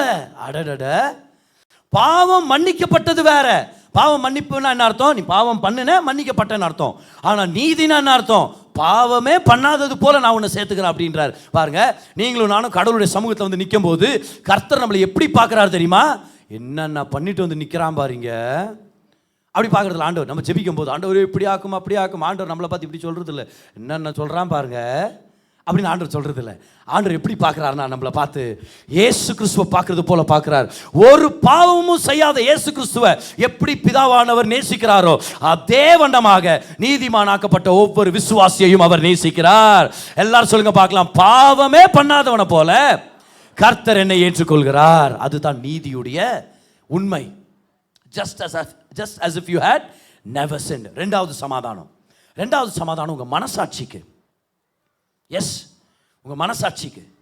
உங்களுக்கு ஒரு மனசாட்சி இருக்குது. எனக்கு தெரியும், ஒரு சில பேர் உங்களை பார்த்து திட்டி இருக்கிறாங்க, உங்களுக்கு மனசாட்சி இல்லை அப்படின்னு சொல்லிட்டு. நம்பிடாது, உங்களுக்கு ஒரு மனசாட்சி இருக்குது. அந்த மனசாட்சியை கர்த்தர் ஒரு சமாதானத்தை கொண்டு வருகிறார். இந்த நீதி நிமித்தம், இந்த உயிர்த்தெழுதல் நிமித்தம். என்ன இது மனசாட்சி? எல்லாரும் கவனிங்க. மனுஷன் இந்த நல்லது கெட்டது தெரிகிற அந்த மரத்தின் கனி எடுத்து சாப்பிட்ட உடனே அவனுக்குள்ள இந்த நன்மை தீமை அறியத்தக்க அந்த அறிவு உண்டானது இல்லையா? அதுதான் அந்த நேரத்தில் தான் அவனுக்கு மனசாட்சின்றது ஒன்று வேலை செய்ய ஆரம்பிக்குது. இந்த மனசாட்சி என்ன பண்ணுதுன்னா, அறிவு சம்பந்தப்பட்ட மாதிரி வேலை செய்யுது. கிடைச்சிருக்கிற இன்ஃபர்மேஷன் பேஸ் பண்ணி தான் வேலை செய்யுது. Conscience works based on knowledge, based on information சொல்ல, நாலேஜ்னு சொல்ல மாட்டேன், பேஸ்ட் ஆன் இன்ஃபர்மேஷன். தகவல்களை வச்சு தான் மனசாட்சி வேலை செய்யுது. அப்படின்னா கிடைக்கிற தகவல் எல்லாம் தவறான தகவலாக இருந்துச்சுன்னா மனசாட்சி தவற கூட சரின்னு ஒத்துக்கும். ஃபார் எக்ஸாம்பிள், ஒரு சிறு பிள்ளையை கூப்பிட்டு எல்லாம் யூதர்களெல்லாம் கொன்று, கிறிஸ்தவங்களெல்லாம் கொன்று, அதுதான் நம்ம மதம் சொல்லி கொடுக்குது, இந்தா இப்போவே கையில் கன் எடுத்துக்க, 7 வயசு உனக்கு, இந்தா கையில் நீ ரைஃபிள் எடுத்துக்க, மிஷின் கன் எடுத்துக்க, எல்லாரும் அவங்களெல்லாம் கொல்றது தாண்டா பக்தின்னு சொல்லி கொடுத்தா, இப்போ இவனுக்கு கிடைச்ச தகவல் என்ன சொல்லுது? கிறிஸ்தவர்களையும் யூதர்களையும் கொல்றது தான் சரி, அது அப்போதான் எனக்கு மோட்சம் கிடைக்கும்னு சொல்லி கொடுக்குறாங்க. ஒரு குறிப்பிட்ட மதம் அப்படி இருக்குது. அப்போ என்ன ஆகுது? இவன் யாரை கொண்டாலும் இவன் மனசாட்சி என்ன சொல்லும்? கரெக்டு தான். அப்போ மனசாட்சியை நம்பி யாரும் வாழக்கூடாது. ஹலோ, எஸ், நான் என் மனசாட்சியை கேட்டு வாழ்கிறேன், நீங்கள் ஏமாந்து போவீங்க. ஏன்னா மனசாட்சி தெய்வம் இல்லை. மனசாட்சி உங்களுக்கு கிடைக்கிற தகவல் மேலே பேஸ் பண்ணி தான் வேலை செய்யும். மனசாட்சியை கேட்டு வாழக்கூடாது. கர்த்தருடைய வார்த்தையின் வெளிப்பாட்டில் நம்ம வாழ கற்றுக்கணும். இப்போ மனசாட்சி என்ன பண்ணு தெரியுமா? கிடைச்ச தகவல் வச்சு தான் வேலை செய்யுது. மனசாட்சியோட இன்னொரு வேலை என்னன்னா, நம்ம குற்றப்படுத்துறது. பாருங்க, மனசாட்சி நம்ம ஒரு தப்பு பண்ணிட்டா உனக்கு ஒரு தண்டனை வரும், உனக்கு ஒரு கெட்டது நடக்கும், உனக்கு ஒரு தீமை நடக்கும், நீ நல்லா இருக்க மாட்ட அப்படின்னு பேசிட்டே இருக்கும். இப்போ இந்த குரலை நம்ம கட்டுப்படுத்த முடியாது. இந்த குரல் நம்ம சமாதானத்தை குழப்பி போட்டுரும். இந்த குரல் நம்மளை வாழ விடாது. என்ன குரல் இது? உனக்கு தண்டனை வரும், உனக்கு கெட்டது வரும், ஏன்னா நீ தப்பு பண்ணிட்ட, உன் எண்ணத்தில் தப்பு பண்ணிட்ட, வார்த்தையில் தப்பு பண்ணிட்ட, செயலில் தப்பு பண்ணிட்ட, உனக்கு ஏதோ கெட்டது நடக்கும், கெட்டது நடக்கும், கெட்டது நடக்கும். இப்போ இந்த மனசாட்சியை எப்படி சமாதானப்படுத்துறது? நான் மனசாட்சியே சமாதானமாயிரு, சைலண்டாருன்னு சொல்கிற மாதிரி இல்லை. இந்த மனசாட்சி சமாதானமாகிறதுக்காக நான் எந்தவித டாக்டிக்ஸும் பண்ண முடியாது. ஒன்னே ஒன்று தான், நீ தப்பு பண்ணிட்ட, உனக்கு தண்டனை வரும்ன்றது மனசாட்சியுடைய குரல். தண்டனை வர்ற வரைக்கும் மனசாட்சி குவைட் ஆகாது. அப்படின்னா நீங்களும் நானும் எப்படி இந்த மனசாட்சியில் சமாதானத்தை பெற்றுக்கொள்றது சொல்லுங்க பார்க்கலாம். ஒரு வழி இருக்குது பாருங்க. பழைய ஏற்பாட்டில் இந்த மனசாட்சி சுத்திகரிக்கப்படவே இல்லை. எல்லாரும் வாங்க, எபிரேயர் 9:9, ஹீப்ரூஸ் 9:9. அந்த கூடாரம் இக்காலத்திற்கு உதவுகிற ஒப்பனையாக இருக்கிறது. அதற்கேற்றபடியே செலுத்தப்பட்டு வருகிற காணிக்கைகளும் பலிகளும் ஆராதனை செய்கிறவனுடைய மனசாட்சியை பூரணப்படுத்த கூடாதவைகளாம். பழைய ஏற்பாட்டில் கொடுக்கப்பட்ட பலிகள் யாருடைய மனசாட்சி சுத்திகரிக்கவே இல்லை. ஏன்னா அது ரியல் பேமெண்ட் இல்லை. மனசாட்சி எதை கேட்குது? பேமெண்ட். எல்லாரும் இந்த வார்த்தையை சொல்லுங்க. மனசாட்சி எதை டிமாண்ட் பண்ணுது? பேமெண்ட். நீ தப்பு பண்ணிட்டனா நீ அதுக்கு கட்டி ஆகணும், அதுக்கு நீ தண்டனை அனுபவிச்சாகணும், இல்லைன்னா விடமாட்டா அப்படின்னு மனசாட்சி. அப்போ பழைய ஏற்பாட்டில் என்ன பண்ணாங்க? ஒரு பலி செலுத்திட்டு வந்தாங்க. ஆட்டு பலியோ, ஆட்டுக்கடாவோ, காளையோ, புறாவோ செலுத்தும் போது அது ரியல் பேமெண்ட் இல்லை, அது கிரெடிட் கார்டு பேமெண்ட் மாதிரி. நீங்கள் ஒரு 10,000 ரூபாய்க்கு பொருள் வாங்குறீங்க, உங்கள் பணம் நீங்கள் எடுத்துகிட்டு வரல, கிரெடிட் கார்டு இருக்குது, அதில் நீங்கள் பே பண்ணிட்டு வந்துடுறீங்க. நீங்கள் கிரெடிட் கார்டில் பே பண்ணலாம், பேங்க் உங்களுக்காக பே பண்ணுது. ஆனால் 40 நாளுக்கு அப்புறம் யார் பே பண்ண வேண்டியது? அது அப்போ அதுதான் real payment. Credit card payment real payment இல்லை. இப்போ 40 நாளில் உங்கள்கிட்ட அமௌண்ட் இல்லைன்னு வச்சுங்க, என்ன பண்ணுறோம்? மினிமம்னு ஒரு அமௌண்ட் இருக்குதா? கரெக்டாக அந்த மினிமம் மட்டும் பே பண்ணி அப்படியே விட்டுறோம் அந்த முக்கியமான அமௌண்ட்டை. பணம் வரும்போது கட்டிடலாம், பணம் வரும்போது கட்டிடலான்னு சொல்லி. இப்போ அந்த மினிமமும் கட்டாமல் போட்டால் என்ன ஆகும்? வட்டி மேலே வட்டி, வட்டி மேலே வட்டி. நிறையா ஃபைனான்ஷியல் எக்ஸ்பர்ட்ஸ் சொல்லுவாங்க, கிரெடிட் கார்டு லோன் தான் உலகத்திலே வேர்ஸ்ட் ஆனது, அதில் யாரும் போய் சிக்கிக்காதீங்க அப்படின்னு சொல்லுவாங்க. நம்மளும் அதில் ஜாக்கிரதையாக இருக்க வேண்டியது தான். இப்போ நல்லா கவனிங்க, பழைய ஏற்பாட்டு பலிகள் ஏன் ஒரு மனுஷனுடைய மனசாட்சி சுத்திகரிக்கலனா, அது கிரெடிட் கார்டு பேமெண்ட் மாதிரி. என்ன தான் இப்போ ஸ்வைப் பண்ணிட்டு வெளியே வந்துட்டாலும் வீட்டுக்கு போன உடனே எப்படி தான் அந்த 10,000 கட்டுவானோ, எப்படி தான் அந்த பணத்தை நான் அரேஞ்ச் பண்ணுவானோ, இவ்வளோ நாள் பேமெண்ட் பெண்டிங் இருக்குது, எப்படி தான் அதை கட்டி முடிப்பனோ, இப்படி தான் பழைய ஏற்பாட்டு மனப்பான்மை இருந்துச்சு. அப்படின்னா இது ஸ்வைப் பண்ணி வெளியே வந்ததுனால மனசாட்சி சுத்தமாகிறது இல்லை. யாரோ ஒருத்தர் நிஜமாவே அந்த பேமெண்ட்டை பே பண்ணும், பேங்க்குக்கு பே பண்ணுமா இருக்குது. யார் அதை பே பண்ணது? இயேசு கிறிஸ்துவானவர் இறங்கி வந்து சிலுவையில் எல்லாம் முடிந்ததுன்னு சொன்னார். அவர் சொன்னார்ல எல்லாம் முடிந்ததுன்னு. கிரீக் வெர்ஷனில் நீங்கள் பார்த்தீங்கன்னா டெட்டலஸ்டாய் அப்படின்ற வார்த்தையை சொல்லுவார். டெட்டலஸ்டாய்னா கிரயத்தை கட்டி முடித்தேன்னு அர்த்தம். Paid in full. எல்லாரும் கவனிங்க, மனசாட்சி என்ன கேட்குது? பேமெண்ட் கேட்குது. நீ தப்பு பண்ண தண்டனை வரணும், நீ தப்பு பண்ணா தண்டனை வரும். வீட்டில் இப்போ சண்டை போட்டு போனல, ஆஃபீஸில் போ, உனக்கு இருக்குது உங்கள் பாத்துக்கிட்ட ப்ரமோஷனா கிடைக்காது உனக்கு. ரோட்டில் போறியா பார்த்து போ, லாரி உன்னை தான் இடிக்க வர்றான், நீ சரியில்லை, நீ இந்த ஜன்ம உசுரோடு இருக்கக்கூடாது. மனசாட்சி இப்படி பேசுது. தப்பு பண்ணிட்ட தண்டனை வருது. ஆனால் இப்போ இயேசுவை பார்க்குறோம், சிலுவையை பார்க்குறோம். எனக்கு வர வேண்டிய தண்டனையை அவர் ஏற்றுக்கொண்டார், என்னுடைய சாபத்தை அவர் சுமந்தார், என் பாவத்தை அவர் ஏற்றுக்கொண்டார். இப்போ சிலுவையை பார்த்து என் மனசாட்சி கிட்ட சொல்றேன், பேமெண்ட் தானே கேட்ட, அவர் கட்டி முடிச்சிட்டாரு. நான் இனி கெட்டதை எதிர்பார்த்து வாழ மாட்டேன், நல்லதை எதிர்பார்த்து வாழ்றேன். என் மனசாட்சிக்கு சமாதானம் இயேசு கிறிஸ்துவின் பலி. சத்தமோ ராமன் சொல்லுங்க. ஹalleluya. எல்லாரும் உள்ளத்து மேல கை வச்சு சொல்லுங்க பார்க்கலாம். நான் கட்ட வேண்டிய கிரயத்தை, நான் அனுபவிக்க வேண்டிய தண்டனையை இயேசு கிறிஸ்துவானவர் ஏற்றுக்கொண்டார். சொல்லுங்க, மனசாட்சியே அமைதியாயிரு. இந்த துர்மனசாட்சியை கர்த்தருடைய சுத்த தண்ணீரால நம்ம கழுவ வேண்டியதா இருக்குது. பாருங்க எபிரேயர் 10:22 பாருங்க. Hebrews chapter 10 and verse number 22 பாருங்க. துர்மனசாட்சி நீங்க எப்ப பார்த்தாலும் ஒன்று கெட்டது நடக்கும்னு சொல்றது துர்மனசாட்சி, நல்ல மனசாட்சி இல்ல அது. Evil conscience. துர்மனசாட்சி நீங்க தெளிக்கப்பட்ட இருதயம் உள்ளவர்களாயும் சுத்த ஜலத்தால் கழுவப்பட்ட சரீரம் உள்ளவர்களாயும் உண்மையுள்ள இருதயத்தோடும் விசுவாசத்தின் பூரண நிச்சயத்தோடும் சேர கடவோம். இந்த சுத்தமான தண்ணீர் ஜலம் கழுவப்படுறது இதெல்லாமே வெளிப்பாட்டு கீழே உட்கார்ந்து வார்த்தையை பெற்றுக்கொள்றோம் பாருங்க. வார்த்தையின் தண்ணீரால் இப்போ உங்க மனசாட்சி இப்ப சுத்திகரிக்கப்படுகிறது. Right now you are being washed in your conscience. Hallelujah. உங்க மனதளவில் இருக்கிற குற்ற உணர்ச்சி, எல்லா விதமான தீமையை எதிர்பார்க்கிற ஒரு மனப்பான்மை, அது எல்லாவற்றுக்கும் இயேசு கிறிஸ்துவானவர் சமாதானத்தை கொண்டு வந்துட்டார். உயிர்த்தெழுதல் அன்னைக்கு வந்து சொன்னாரு, உங்களுக்கு சமாதானம் உண்டாவதாக. முதலாவது சமாதானம் இந்த விஷயத்துல தேவனுக்கு முன்பதாக நிற்கிற தைரியத்துல ஒரு சமாதானத்தை கொடுத்தார். இரண்டாவதாக மனசாட்சிக்கு கர்த்தர் ஒரு சமாதானத்தை ஏற்படுத்தி கொடுத்தார். ஹல்லேலூயா. அதனால தான் சீஷர்கள்ட்ட வந்து உங்களுக்கு சமாதானம் உண்டாகுவதாக சொல்லிட்டு தன்னுடைய காயங்களை காண்பிச்சார். ஏன்? இந்த சீஷர்கள்லாம் யாரு? இப்போ ஒருத்தரா பேதுரு யாக்கோப் யோவான் பேர் சொல்லணும் வராதிங்க. இவங்கெல்லாம் யாரு? 3 நாளுக்கு முன்னாடி என்ன பண்ணாங்க? இவங்கெல்லாம் தோட்டத்தில் ஓட்டத்தை காமிச்சாங்க. இயேசுவே உங்களை நான் விட்டு போக மாட்டோம். இயேசு யார் அரெஸ்ட் பண்ண வந்தீங்க? இயேசுவை என்ன பிடிச்சிங்க, இவங்களை விட்டுருங்கன்னு திரும்புறாரு. எல்லாம் ஓடிட்டாங்க. ஏற்கனவே எல்லாம் ஒருத்தர் துண்டக்கான துணியக்காரன் ஓடிட்டார். மார்க் புத்தகத்தில் நம்ம படிக்கிறோம். 3 நாள் ஆயிடுச்சு பாருங்க. இப்போ உயிரோட வந்துட்டார் ஜீசஸ். இவங்க எல்லாரும் ஒரு ரூம்ல லாக் பண்ணிட்டு உட்கார்ந்து இருக்கிறாங்க. ரோமர்களுக்கு பயந்து உட்கார்ந்துட்டு இருக்கிறாங்க. அப்படியே கபார் நடுவில் ஜீசஸ் தெரிய வர்றார். எல்லாருக்கும் என்ன தோணி இருக்கும்? வந்துட்டாரா தலைவர், இப்போ அடிக்கிறாரா நம்மள எல்லாரையும்? அவருக்கு துரோகம் பண்ணிட்டு இப்படி உட்காந்துக்கிறோம் நம்மலாம். யோ என்ன திட்ட போறாருன்னு தெரியலையே. ஆனால் ஜீசஸ் அவங்கள திட்டல.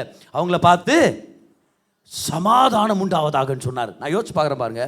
பயந்து ஒரு ரூமுக்குள்ள அடைக்கப்பட்டு உட்கார்ந்து இருந்தாங்கன்னா அவங்க எல்லாரும் மத்தியில் வந்து ப அப்படின்னு சொல்றது பதில் சமாதானம்ட்டு. அப்புறம் என்ன தெரியுமா பண்றாரு? நான் இப்ப சமாதானம் சொல்றது காரணம் என்ன தெரியுமா? நீ வாங்க வேண்டிய அடியை நான் வாங்கிட்டேன். உனக்காக நான் ஆணிகளை ஏற்றுக்கொண்டேன்.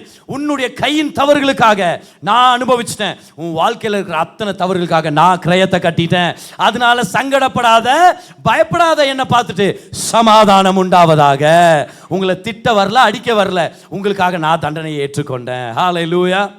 இன்னைக்கு வாழ்க்கையில் அநேக காயங்களை நீங்க அனுபவிச்சிருக்கலாம் பாருங்க. ஒரு சில பேர் பண்ண துரோகத்தினால, சில பேர் பேசின வார்த்தைகளால், ஒரு சில சம்பவங்களால், சில இழப்புகளால், ஒரு சில பேர் ஏமாத்திட்டாங்க. வர வேண்டிய சொத்து உங்களுக்கு கொடுக்கவே இல்லை. சில பேர் ப்ராமிஸ் பண்ணதை செய்யல, அநியாயமா உங்களை ட்ரீட் பண்ணிட்டாங்க. மனசு வலிக்குது, எப்படி வெளியே வருதுன்னு தெரியல. உங்க வாழ்க்கையே அதனால வேற திசைக்கு போயிடுச்சோ நீங்க பயப்படுறீங்க. உங்களை பார்த்து நான் சொல்றேன், உங்க வாழ்க்கையில நீங்க கொண்ட காயத்தினால உங்க அடையாளம் மாற்றப்படுறது இல்ல. உங்க அடையாளம் மாறக்கூடாது. Your wounds don't define you. His wounds define who you are. நீங்க பட்ட காயங்கள் உங்க அடையாளத்தை கொடுக்கிறது இல்ல. அவர் ஏற்றுக்கொண்ட காயங்கள் தான் உங்களுக்கு அடையாளத்தை கொண்டு வருகிறது. சத்தமா ஆமென் சொல்லுங்க பார்க்கலாம். அந்த நேரத்தில் எல்லாரும் சொல்லுங்க, என்னுடைய காயங்கள் எனக்கு அடையாளத்தை கொடுக்கிறது இல்ல. சத்தமா சொல்லுங்க பார்க்கலாம். எனக்கு நடந்தது என்ன மாத்த போறது இல்ல. அப்ப ஏன் காயங்கள் எனக்கு அடையாளத்தை கொடுக்கிறது இல்ல? அவருடைய காயங்கள் தான் எனக்கு அடையாளத்தை கொடுக்குது. என்ன அடையாளம்? அவர் ஏன் அவருடைய விலா எலும்பு காண்பிச்சாரு? அங்கதான் ஈட்டியால குத்தப்பட்டார் இல்லையா? ஏன் விலா எலும்பு காண்பிச்சார் நினைக்கிறீங்க? துரோகம் பண்ண சீஷருங்க இருக்கிற இடத்துல போய் ஏன் விலா எலும்பு காமிக்கிறாரு? இப்போ விலான உடனே உங்களுக்கு யார் ஞாபகம் வரணும்? Very good. சத்தமா சொல்லுங்க பார்க்கலாம். ஃபர்ஸ்ட் சர்வீஸ்ல ஒருத்தர் ஆதாம் பண்றாங்க, ஒருத்தர் பாதாம் பண்றாங்க, ஒருத்தர் ஏவாலு, ஒருத்தர் வவ்வாலு, என்னன்னு சத்தம்லாம் கேட்சனு. செகண்ட் சர்வீஸ்ல தெளிவா ஒரு குரல் இந்த பக்கத்துல இருந்து கேட்டது. விலான உடனே நம்மளுக்கு யார் ஞாபகம் வருது? ஆதாம் தான். ஆதாம் நித்திரைக்கு போனார், விலா குத்தப்பட்டது. விலாவிலிருந்து தன்னுடைய மனவாட்டி வந்ததை அவர் முழிச்ச பிறகு, அதை நல்ல தமிழில் சொல்ல முடியல, அவர் விழித்த பின்பு அவர் தன் மனவாட்டியை கண்டடைந்தார். முதல் ஆதாம் நித்திரை அடைந்தார், விலாவில் குத்தப்பட்டு தன்னுடைய மனவாட்டியை எழுந்த பின்பு கண்டடைந்தார். இப்ப அவர் என்ன சொல்றார் தெரியுமா? நான் தான் 2வது ஆதாம். நான் சிலுவையில் நித்திரை அடைந்தேன், மரித்தேன், என் விலா எலும்பு குத்தப்பட்டுருச்சு. நீ தான் என்னுடைய சபை, நீ தான் என்னுடைய மனவாட்டி. உன்னை துன்பப்படுத்த வரல, உன்னை அணைச்சு கொள்ள வந்திருக்கிறேன், உன்னை சேர்த்து கொள்ள வந்திருக்கிறேன். அப்படின்னா என்ன அர்த்தம்? உன்னுடைய காயங்களால நீ அடையாளத்தை கண்டு கொள்ளாத, என் காயங்களால நீ தெரிஞ்சுக்க. உன் அடையாளம் என்னது? என் மனவாட்டி. ஹல்லேலூயா. வாழ்க்கை உங்களை பார்த்து நீ யாருன்னு கேட்கும். அப்போ நீங்கள் யாருக்கு சொந்தன்றதை ஞாபகப்படுத்துங்க. when life asks you who you are, you remind yourself of whose you are. நீங்கள் யாருக்கு சொந்தம்? அவருக்கு சொந்தம், அந்த மணவாளனுக்கு சொந்தம். அவருடைய காயங்களால் என் அடையாளம் எனக்கு கொடுக்கப்பட்டிருக்கிறது. சத்தமாக கைகளை தட்டி கர்த்தருக்கு நன்றி செலுத்துங்க பார்க்கலாம். மனசாட்சி சுத்திகரிக்கப்படட்டும்ன்ற நான் இன்னைக்கு மனசாட்சி சுத்திகரிக்கப்படட்டும் இயேசுவின் நாமத்தில். let our conscience be washed. குற்ற உணர்ச்சிக்கு இடம் கொடுக்காதீங்க, பாவ உணர்ச்சிக்கு இடம் கொடுக்காதீங்க. நீ நல்லா இருக்க மாட்டே, நீ உருப்பட மாட்டே, நீ தப்பு பண்ணிட்டே, இந்த மாதிரி எண்ணங்களை தூக்கி கடாசி சொல்லுங்க. எனக்காக அவர் தண்டனை ஏற்றுக்கொண்டார், நான் நீதிமான், அவருடைய சமாதானத்தை நான் பெற்றுக்கொண்டு நான் நன்மைகளை எதிர்பார்த்து நான் வாழ போறேன். அதை தான் நீங்க சொல்லணும். ஒரு பவர்ஃபுல் டெஸ்டிமனி பாருங்க இன்னைக்கு. இந்த பவர்ஃபுல் டெஸ்டிமனியை உங்களுக்கு நான் விவரிக்கணும்னு சொல்லி விருப்பப்படுகிறேன். அருமையான ஒரு டெஸ்டிமனி பாருங்க. ஒரு சில மாதங்களுக்கு முன்பதாக பிரதர் ஜாஷுவா என்னை வந்து சந்திச்சார். நம்ம சபையை சேர்ந்த பிரதர் ஜாஷுவா. அவர் சொன்னார், மனதளவில் நான் நிறையா போராட்டங்கள் அனுபவிச்சுட்டு இருக்கிறேன். பயத்தை கொண்டு வர்ற போராட்டங்கள், கன்ஃபியூஷன்ஸை கொண்டு வர்ற போராட்டங்கள். கொஞ்ச நேரம் என் மைண்டு சும்மா இருக்க மாட்டேங்குது. டக்குன்னு அந்த பயங்களின் எண்ணமோ பயமுறுத்துற எண்ணங்கள் வந்து அப்படியே கண்டினியூ ஆகுது. என் மைண்ட் ஒரு அட்டாக்ல இருக்கிற மாதிரி நான் ஃபீல் பண்ணுறேன் அப்படின்றார் பாருங்க. என் மைண்ட் ஒரு அட்டாக்ல இருக்கிற மாதிரி நான் ஃபீல் பண்ணேன். அவர் சொல்றாரு, my mind felt under siege. ஏதோ என்னை பிடிச்சி வச்ச மாதிரி, சிறை பிடிச்ச மாதிரி இருக்குது. நான் எவ்வளோ ட்ரை பண்ணாலும் அந்த பயமுறுத்துற எண்ணங்கள், மரணத்துக்கு ஏதுவான எண்ணங்களை நான் அட்டாக் பண்ணிகிட்டே இருந்துச்சு. eventually I made a decision to bring this matter before you. அப்போ என்னை வந்து அவர் சந்திச்சாரு. அவரோட சேர்ந்து நான் ஜெபிக்கிறதுக்கு எனக்கு ஒரு வாய்ப்பு கிடைச்சது. அவர் சொன்னார், that moment became a turning point. When you opened the scriptures and revealed to me that those thoughts had already been conquered by Christ, கிறிஸ்துவினால எல்லா எண்ணங்களும் ஏற்கனவே மேற்கொள்ளப்பட்டது நீங்க சொல்லி கொடுத்த பிறகு. 2 கொரிந்தியர் 10:5 நம்ம பார்த்தோம் பாருங்க. எல்லா எண்ணத்தையும் கிறிஸ்து கீழ்ப்படிந்தார்னு சொல்லி அந்த எண்ணத்தெல்லாம் நம்ம கொண்டு வரணும். அப்படின்னு என்ன அர்த்தம்? நான் கீழ்ப்படிஞ்சனா கீழ்ப்படிலையான்னு யோசிக்க கூடாது. கிறிஸ்து கீழ்ப்படிந்தாரா, அப்ப நான் நல்லா இருப்பேன், அப்ப நான் வாழ்வேன், நான் நல்லா இருப்பேன். அவர் சொல்றார் பாருங்க. இந்த விஷயங்களை அவர் நல்லா அறிக்கை செய்ய ஆரம்பிச்சார். இந்த வெளிப்பாடு அவரை நிரப்ப ஆரம்பிச்சிருச்சு. From that day onwards, whenever those thoughts try to resurface, the Holy Spirit would remind me of the word. பரிசுத்த ஆவியானவர் எனக்கு வார்த்தையை ஞாபகப்படுத்தினார். நான் வசனத்தை சத்தமா வாசிக்க ஆரம்பிச்சேன், வெற்றியை உணர ஆரம்பிச்சேன். நான் வெற்றிக்காக போராடல, வெற்றியோட நான் போராட ஆரம்பிச்சேன். கிறிஸ்து எனக்காக இந்த யுத்தத்தை ஜெயிச்சிட்டார்னு சொல்லி நான் போராட ஆரம்பிச்சேன். அவர் சொல்றாரு, today I stand as a living testimony how God can heal the mind through his word. வார்த்தையை கொண்டு தேவன் எப்படி ஒரு மனுஷனுடைய மனதை சுகமாக்க முடியும்ன்றதுக்காக நான் ஒரு சாட்சியாக இருக்கிறேன். ஹல்லேலூயா. இன்னைக்கு உங்களுக்கும் கர்த்தர் அந்த தயவை ஏற்படுத்துகிறார். நல்லா நன்றி செலுத்துங்க பார்க்கலாம். உங்களுக்கும் கர்த்தர் இந்த நன்மையை ஆயத்தப்படுத்துவார். God will heal your mind. எல்லாரும் சொல்லுங்க பார்க்கலாம், peace for my mind. அதுதான் 3வது பீஸ். எழுதிங்க பார்க்கலாம், peace of God for your mind. 7 விதமான சமாதானங்களை நம்மளுக்கு ஏற்படுத்தி கொடுக்கிறார் தேவன். அதில் 3வது சமாதானம் நமக்கு நம்ம மனதுக்காக தேவ சமாதானத்தை கர்த்தர் நம்மளுக்கு ஏற்படுத்தி இருக்கிறார். இந்த உயிர்த்தெழுதல் அன்னைக்கு உங்கள் மனதுக்கு ஒரு சமாதானத்தை கர்த்தர் வச்சிருக்கிறார்ன்றதை மறந்துடாதீங்க. ஏசு கிறிஸ்துவை பார்க்கும்போது அது உங்களுக்கு கிடைக்குது. ஏசு கிறிஸ்துவை தியானிக்கும் போது அது உங்களுக்கு அவைலபிளாக இருக்குது. பிலிப்பியர் 4:7 அதில் அப்போஸ்தலர் பவுல் சொல்கிறாரு, the peace of God that surpasses all understanding shall protect your mind அப்படின்றார். புத்தி கெட்டாத இந்த சமாதானம் அப்படின்றார். புத்தி கெட்டாத சமாதானம்னா என்ன அர்த்தம்? இதை மனுஷனால புரிஞ்சுக்க முடியாது, ஆனால் ரொம்ப பவர்ஃபுல், இது ஒரு ரெவலேஷன் அப்படின்றார் பாருங்க. அப்புறம் அவர் சொல்றாரு பிலிப்பியர் 4:7 எல்லா விதமான புத்திக்கும் மேலான சமாதானம். எல்லாரும் உங்க மனது, உங்க மைண்ட் மேல ஒரு கை வைங்களேன், உங்க பிரெயின்ல கை வைங்க. எல்லாரும் சொல்லுங்க, என் மனதில் வர்ற எண்ணங்களை காட்டிலும், சத்தமா சொல்லுங்க, வல்லமையானது எனக்குள்ள இருக்கிற தேவ சமாதானம். அப்போ பாருங்க, மைண்ட்ல 1008 எண்ணங்கள் வரும். வாழ்க்கை முடிஞ்சிருச்சு, இப்படி ஆகுமா அப்படி ஆகுமா, சில டைம் நடக்காத விஷயங்கள்லாம் நினைச்சு நடந்துருமோ பயந்துட்டு இருப்போம் பாருங்க. அது எல்லாத்த விட வல்லமையானது தேவனுடைய சமாதானம். அதை கர்த்தர் சொல்றாரு, அதை வச்சே உன் மைண்டை நான் பாதுகாக்குவேன். ஹல்லேலூயா. இல்லைனா எத்தனை பேர் கிரேசியாக இருந்திருப்போம் தெரியுமா? அப்படியே லோக்கலாக சொன்ன எத்தனை பேர் மென்டலாக சுற்றி இருந்திருப்போம் தெரியுமா அந்த நேரத்தில். உண்மையாகவே ஆண்டருடைய சமாதானம் மட்டும் நம்ம மைண்டை பாதுகாக்கலைன்னா வாழ்க்கையில் இருக்கிற ப்ரெஷரில் நம்மளும் ஒரு ஓரத்தில் உட்காந்து லைலான்னு கத்தின்னு வந்திருப்போம்னு நினைக்கிறேன். வேறு எதனா கூட சொல்லி கத்தின்னு வந்துருக்கலாம். ஆனால் சொல்கிறேனே, நல்ல வேளை கர்த்தர் மனதை பாதுகாத்தார். எத்தனை பேர் மனதில் கர்த்தர் சமாதானத்தை கொடுக்கணும்னு சொல்லி விருப்பப்படுறீங்க? பாருங்கள், ஏசாயா 26 அதோடைய 3ஆம் வசனத்தை பாருங்கள். ஏசாயா 26 3ஆம் வசனத்தை பாருங்கள். ஆண்டவர் சொல்கிறாரு, உம்மை உறுதியாய் பற்றி கொண்ட மனதுடையவன் உம்மையே நம்பி இருக்கிறபடியால் நீர் அவனை பார்த்துக்கிறான் அப்படின்னு இல்லை, நீர் அவனை பூரண சமாதானத்துடன் காத்து கொள்வீர். Keep your mind fixed on what God did for you on the cross. சிலுவையில் அவர் செய்து முடிச்சது மேலே உங்கள் மனதை வைங்க, சமாதானம் உங்களை நிரம்ப ஆரம்பிக்கும். இயேசு கிறிஸ்து சொல்றாரு, என் சமாதானத்தை வைத்து போகிறேன், உலகம் கொடுக்கிறபடி அல்ல, என் சமாதானத்தை உனக்கு கொடுக்குற அப்படின்றாரு. அப்போ இது காட் குவாலிட்டி சமாதானம். பார், உலகத்தின் சமாதானம் என்ன சொல்லுது? நீ போய் பார்க்கில் உட்காரு, சமாதானம் கிடைக்குது சொல்கிறாங்களா இல்லையா? அப்படியே போய் இந்த பார்க்கில் உட்காந்தா நீ சமாதானம் கிடைக்கும். அப்புறம் என்னாச்சு?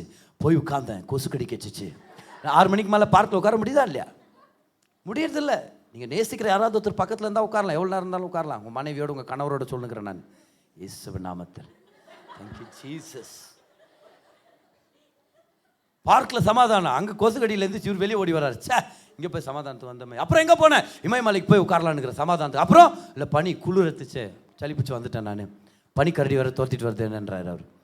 சமாதானம் உலகம் என்ன சொல்ல தெரியுமா? சப்பாங்கால் போட்டு உட்கார்ந்து, கரெக்டாக இல்லையா? சப்பாங்கல் போட்டு அடி வயிற்றுலேருந்து நீ மூச்சாசனம் பண்ணனா, அம்முன்னு ஒரு மியூசிக் போட்டு ஒரு ஊதுபத்தி வாசனை நின்று ஒரு சித்தார் ஓடி நின்றுச்சுன்னா உனக்கு சமாதானம் வரும். கடங்காரன் உங்களுக்கு கால் பண்ணுறான், உட்காருங்க சப்பாங்கல்ல உட்காருங்க பார்க்கலாம், உட்காந்து ஊதுபத்தி பற்ற வைங்க பார்க்கலாம், அந்த நேரத்தில் சமாதானம் வருதா பார்க்கலாம். இல்லை ஒரு ஹம்முன்னு போடுங்க. நான் சொல்கிறேன் பாருங்க, நல்லா கவனிங்க. சமாதானன்றது ஒரு போஸ்டரை சார்ந்ததாக இருந்தால் எப்படி எந்திரிச்சு வேலைக்கு போகிறது, எப்படி ஆஃபீஸில் ப்ரெஷரை ஹேண்டில் பண்ணுறது, நடுராத்தில் மரண பயம் வரும்போது ஊதுபத்தி தேடி சுற்றுட்டுமா, ஒரு சித்தார் சவுண்டு தேடி சுற்றுட்டுமா, நான் சொல்லுங்க பார்க்கலாம். சமாதானன்றது என்னது? அது வல்லமையானதாக இருக்கும். அது ஏதோ ஒரு போஸ்டரை சம்மந்தப்பட்டதாக இருக்கக்கூடாது. அது என்னை விட்டு விலகாத ஒரு பிரச்சனத்தை சார்ந்ததாக இருக்க வேண்டும். என்னை விட பலமுள்ளதாக இருக்க வேண்டும். அது கரெக்டா இல்லையா? அப்போ உலகத்தை பொறுத்தவரைக்கும் சமாதானன்றது ஒரு போஸ்டர். இப்படி உட்காரணும், அடி வயிற்றுலேருந்து அப்படியே தாமரப்பூ மாதிரி உட்கார் அப்படின்றார் ஒருத்தர். தாமரப்பூ, இன்னொருத்தர் தாமரை பரணியில் போய் உட்கார் அப்படின்றார் அவர். உட்கார்ந்தனா அடி வயிற்றுலேருந்து விடும்போது. அப்படி நான் சொல்கிறேன், கவனிங்க. இயேசு கிறிஸ்துவ உங்கள் சொந்த ரட்சகராக ஏற்றுக்கொள்ளாமல், உங்கள் பாவங்கள் மன்னிக்கப்படாமல், மனதளவில் உங்கள் மனசாட்சி உங்களை குற்றப்படுத்திட்டு இருக்கும்போது நீங்கள் போய் ஏதாவது ஒரு மலை அடிவாரத்தில் உட்காந்து நல்லா தியானம் பண்ணுங்கள், மைண்ட் எம்டி பண்ணுங்கள், முழுக்க குற்ற உணர்ச்சியோடு எந்திரிச்சு ஓடி வருவீங்க. ஏன் தெரியுமா? உலகத்தில் இருக்கிற எல்லா சத்தத்தையும் நீங்கள் அமைதிப்படுத்திடலாம், உங்கள் மனசாட்சியின் சத்தத்தை நீங்கள் அமைதிப்படுத்தவே முடியாது. நீங்கள் போய் உட்காந்து சமாதானம், இன்னர் பீஸ், பார்த்துக்கிறீங்களா? கும்ஃபு பாண்டா பார்த்துக்கிறீங்களா? இன்னர் பீஸ், இன்னர் பீஸ் நிறைய சொல்லிட்டே இருங்க, பரவாயில்ல. உங்கள் மனசாட்சி இயேசுவின் ரத்தத்தால் கழுவப்படுற வரைக்கும் இன்னர் பீஸ் கிடைக்கவே கிடைக்காது. குற்ற உணர்ச்சி தான் அதிகமாகும். ஒரே ஒரு வழி தான் சமாதானம்னா, இயேசு கிறிஸ்துவின் சமாதானம். அவரை சொந்த ரட்சகராக ஏற்றுக்கொள்றதுனால நமக்கு சமாதானம் உண்டாயிருக்கிறது. ஹல்லேலூயா, சமாதானம் உண்டாயிருக்கிறது. அப்போ சமாதானம் நம்மளுடைய மனதுக்கு. 4வதா பாருங்க, 1 தெசலோனிக்கேயர் 5:13 1 Thessalonians chapter 5 and verse number 13 பாருங்க. அப்போஸ்தலர் பவுல் சொல்றாரு, அவர்களுடைய கிரியை நிமித்தம் அவர்களை மிகவும் அன்பாய் எண்ணிக்கொள்ளும்படி உங்களை வேண்டிக் கொள்கிறோம், உங்களுக்குள்ளே சமாதானமாயிருங்கள். Piece among yourselves.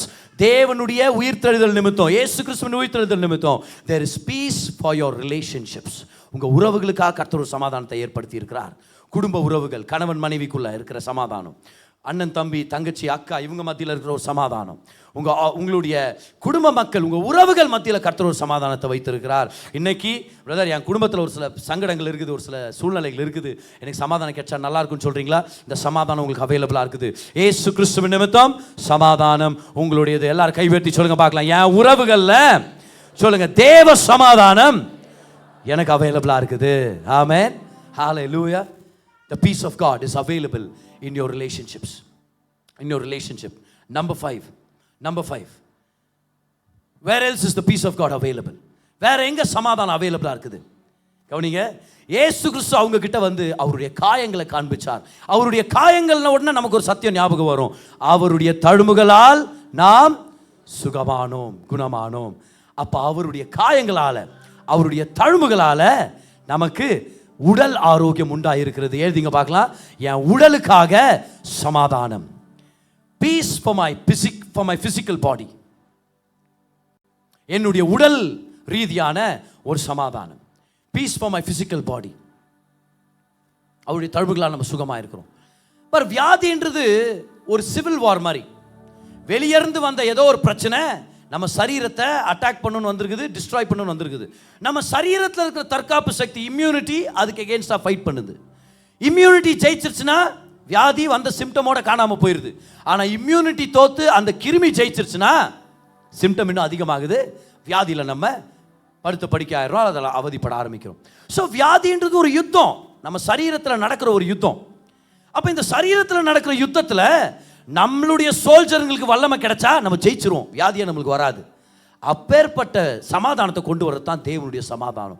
தேவ சமாதானம் உங்க உடல்களுக்காக கர்த்தர் ஏற்படுத்தி இருக்கிறார். எல்லாரும் சொல்லுங்க, வியாதி என்னுடையதல்ல, பலவீனம் எனக்கு சொந்தமானதில்ல, தேவ சமாதானம் என்னுடையது, சரீரத்தில் சமாதானம் என்னுடையது. கை உயர்த்தி சொல்லுங்க பார்க்கலாம். தேவனுடைய சமாதானம் உடல் ஆரோக்கியமாக எனக்கு வெளிப்படுகிறது. இயேசு தழும்புகளால் நீங்க சுகமானீர்கள்னு சொல்றேன் நான். ஆறாவதாக சமாதானம் உங்க பொருளாதாரத்தில். எழுதிங்க பார்க்கலாம். Peace in your finances. Peace in your finances. உங்க பொருளாதார வாழ்க்கையை பற்றி கர்த்தர் அக்கறையோடு இருக்கிறார். உங்க பண ரீதியான விஷயத்தில் உங்களை செழிக்க வைக்கணும்னு சொல்லி கர்த்தர் விருப்பப்படுகிறார். பாரு, இந்த சமாதானத்துக்கான ஹீப்ரு வார்த்தை யாருக்கு தெரியும் சொல்லுங்க?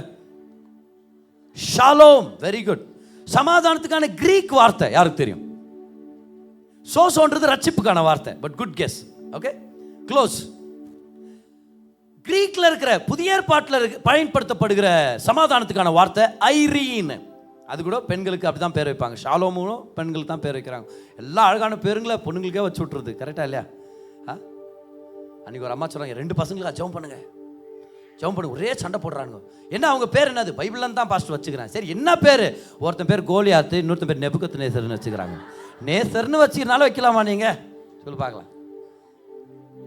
ஆனா பொண்ணுங்களுக்கு இந்த மாதிரி அழகான பேர்லாம் வந்தது. ஷாலோம், ஐரீன். இது ரெண்டுக்கும் என்ன அர்த்தம்? சமாதானம்.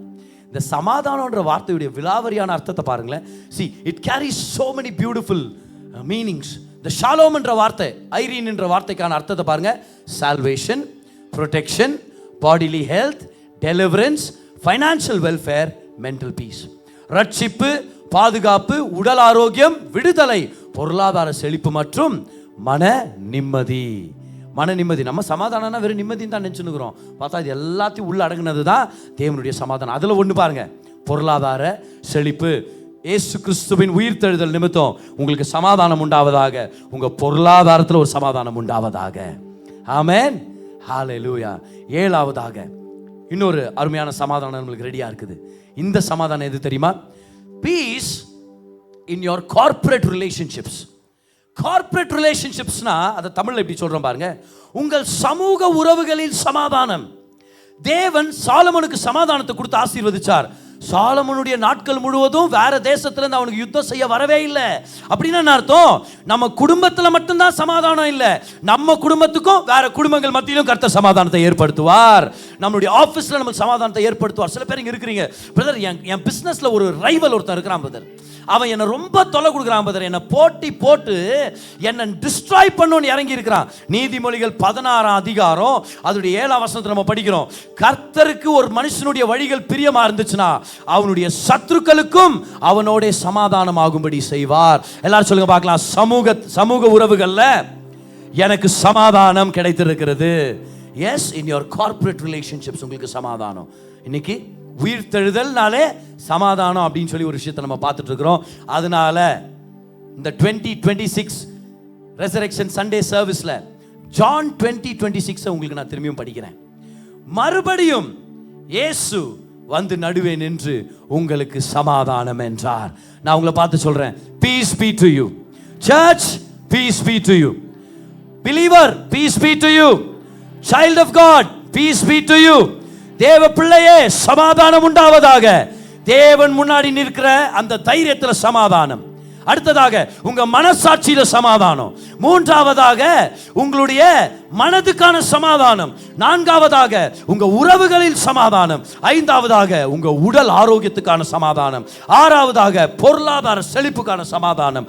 ஏழாவதாக உங்க சமூக உறவுகளுக்கான சமாதானம். 7 சமாதானமும் உங்களுக்கு சொந்தம். இயேசு கிறிஸ்து உயிர் தெழுந்துட்டார். நீங்க நம்பி இருக்கிற இரட்சகர் உயிரோட இருக்கிறார். Peace be to you. Peace be to you. Peace be to you. எல்லா விஷயத்திலும் உங்களுக்கு ஒரு சமாதானம். இதை கர்த்தர் உங்களுக்கு நிச்சயமாக ஏற்படுத்துவார். ஒரு பவர்ஃபுல் டெஸ்டிமனியை ஷேர் பண்ணிட்டு இந்த செய்தியை நான் ஒரு முடிவு கொண்டு வரணும்னு சொல்லி நான் விருப்பப்படுறேன். மிஸ்ஸஸ் ரெஜினா ஜாய்ஸ் அவர்கள் நம்முடைய சர்ச்சுக்கு பல வருஷங்களாக வந்து ஆசீர்வாதத்தை பெற்றுக்கொண்ட சகோதரி, அவங்க கொடுத்த அந்த பவர்ஃபுல் டெஸ்டிமனி உங்களோட நான் ஷேர் பண்ணுறேன். லாஸ்ட் இயருடைய ப்ராமிஸ், அவங்க சொல்கிறாங்க ஆன்சர்ட் ப்ரேயர்ஸ். லாஸ்ட் இயர் நம்ம கிடைச்ச வாக்கு தத்துவம், இது நிமித்தம் அநேக ஆசீர்வாதங்களை கர்த்தர் எனக்கு கொடுத்துருக்கிறார். அவங்க சொல்கிறாங்க, நான் ஒரு நல்ல வீடு லீஸில் அந்த வீட்டுக்கு போகணும், வாடகை வீட்டிலேருந்து லீஸ் வீட்டுக்கு போகணும்னு சொல்லி நான் ஜெபம் பண்ணிட்டு இருந்தேன். அதுக்கு எனக்கு ஒரு 2.5 லட்ச ரூபாய் பணம் தேவைப்பட்டுச்சு. ஆனால் வட்டிக்கு வேண்டாம், வட்டி இல்லாமல் அந்த பணத்துக்கு யாராவது சகாயம் பண்ணால் நல்லாயிருக்கும் அப்படின்னு நான் ஜெபம் பண்ணிட்டு இருந்தேன். God heard my prayers. கர்த்தர் என் ஜெபத்தை கேட்டு இந்த விஷயத்தில் எனக்கு சகாயம் பண்ணார். அது முதல் விஷயம். லீஸ் வீட்டுக்கு போக முடிஞ்சது, கர்த்தர் அந்த பண உதவியை ஏற்படுத்தி கொடுத்தார். ரெண்டாவதா பாருங்க, அவங்க சொல்கிறாங்க, எனக்கு நிறைய தேவைகள் இருக்குது, தேவைகள் சந்திக்கப்படணுமா இருக்குது. அவங்க சொல்கிறாங்க, என் கணவர் ஒரு சில வீடுகளின் எஜமானா இருக்கிறார் பாருங்க. அவர் சொல்கிறாரு, ஒரு குறிப்பிட்ட வீட்டில இருந்து ரெண்ட் அமௌண்ட் எனக்கு வர்ற மாதிரி அது அப்படியே எனக்கு சௌகரியமாக ஏற்படுத்தி கொடுத்துருக்கிறார். அதுக்கு நான் கர்த்தருக்கு நன்றி செலுத்துறேன். அது மட்டும் இல்லை, எனக்கு ஒரு வேலை தேவைப்பட்டிருந்துருச்சு. நான் இருந்த அதே பில்டிங்லேயே ஒரு குக் பண்ணுறதுக்கான ஒரு வேலையை எனக்கு தேவன் ஏற்படுத்தி கொடுத்தா. ரொம்ப சுலபமாக இருக்குது. ஒரே பில்டிங்கில் இருக்கிறதுனால டிராவலுடைய இன்கன்வீனியன்ஸெல்லாம் இல்லாமல் சுலபமாக வேலை செஞ்சு தேவன் எனக்கு இந்த வாய்ப்பை ஏற்படுத்தி இருக்கிறார். அப்புறம் சொல்கிறாங்க, என்னுடைய லேண்ட்லார்ட் வீட்டு ஓனர் வந்து ஒரு டே கேர் ஓப்பன் பண்ணுறதுக்காக பிளான் பண்ணிட்டு இருக்கிறாங்க. அதில் என்ன ஒரு பிஸ்னஸ் பார்ட்னராக சேர்த்துக்கொள்ளும்படி அவங்க எல்லா பிரயாசங்களையும் எடுத்துக்கொண்டு இருக்கிறாங்க. இதெல்லாம் தேவனுடைய தயவு. அவங்க சொல்கிறாங்க, இது எல்லாத்த விட இன்னொரு முக்கியமான விஷயம் என்னன்னு அவங்க சொல்கிறாங்க பாருங்க, ஒரு 3 வருஷமா என்னுடைய மகன் என்கிட்ட கான்டாக்டில் இல்லாமல் ஆயிட்டாரு. நாங்கள் செப்பரேட்டடாக இருந்தோம் ஒரு 3 வருடங்களாக. ஆனால் ஒரு நாள் ஞாயிற்றுக்கிழமை சர்வீஸ் முடியும் போது அவருடைய மகன் நம்ம சர்ச் கீழே வந்து அவர் கால் பண்ணியிருக்கிறார், உங்களை நான் பார்க்கணும் அப்படின்னு சொல்லி. போய் அவங்கள சந்திச்சு 3 வருஷத்துக்கு அப்புறம் இந்த உறவு திரும்பவும் ஒன்றாகி குடும்பம் இன்னைக்கு சந்தோஷமா கேதர் ஆகி ஒன்னா ஆராதிக்கிற தயவை, ஒன்றாக நேரத்தை செலவழிக்கிற தயவை கர்த்தர் ஏற்படுத்தி இருக்கிறார். ஹalleluya. அவங்க சொல்றாங்க, all glory, honor and praise be to Jesus. Amen. நல்லா கைகளை தட்டி கர்த்தருக்கு நன்றி செலுத்துங்க பார்க்கலாம். அந்த நேரத்தில் எல்லா விஷயத்திலும் சமாதானம் உங்களுடையதாக இருக்கிறது. Peace in all the things in your life. கைகளை உயர்த்தி பெற்றுக்கொள்ளுங்க பார்க்கலாம். அந்த நேரத்தில் இயேசு கிறிஸ்து உங்களுக்காக உயிர்த்தெழுந்தார். உயிர்த்தெழுந்த இயேசு கிறிஸ்து சீஷனாகிய உங்களை பார்த்து இன்னைக்கு பேசிட்டு இருக்கிறாரு. சமாதானம் உண்டாவதாக. தேவன் முன்னாடி நிற்கும்படி தைரியத்தின் சமாதானம். இரண்டாவது, உங்க மனசாட்சிக்கு ஒரு சமாதானம். ஆமென் சொல்லி பெற்றுக்கொள்ளுங்க. உங்க மனதுக்கான தேவ சமாதானம், பாதுகாப்பு. நான்காவதாக உங்க உறவுகளுக்குள்ள ஒரு சமாதானம். ஐந்தாவதாக உங்க உடலுக்கான ஆரோக்கியத்தின் சமாதானம். ஆறாவதாக உங்க பொருளாதார செழிப்பின் சமாதானம். ஏழாவதாக சமூக உறவுகளின் சமாதானம் உங்களுக்கு சொந்தம் இயேசுவின் நாமத்தில். அதனால church, happy resurrection Sunday in Jesus name. Amen. நல்ல கைகளை தட்டி கர்த்தருக்கு நன்றி செலுத்தலாம். எல்லா துதிக்கும் பாத்திரர், எல்லா கணத்துக்கும் பாத்திரர். என்ன ஒரு அருமையான வார்த்தை. தேவன் தம்முடைய ஜனங்களுக்கு சுகத்தை கொடுக்கும்படி, செழிப்பை கொண்டு வரும்படி, சமாதானத்தை கொடுக்கும்படி அவருடைய பிரசங்கிக்கப்பட்ட வார்த்தையை பயன்படுத்துறார். இந்த பிரசங்கம் உங்களுக்கு ஒரு தீர்க்க தரிசனமான வார்த்தை கொண்டு வந்திருக்கோம் அப்படின்னு சொல்லி நான் நம்புறேன். உங்களுடைய தேவைக்கேற்ற மாதிரி கர்த்தர் உங்களோட பேசியிருப்பார், உங்களை பலப்படுத்தி இருப்பார். நம்ம ஜெபிக்க போறோம்.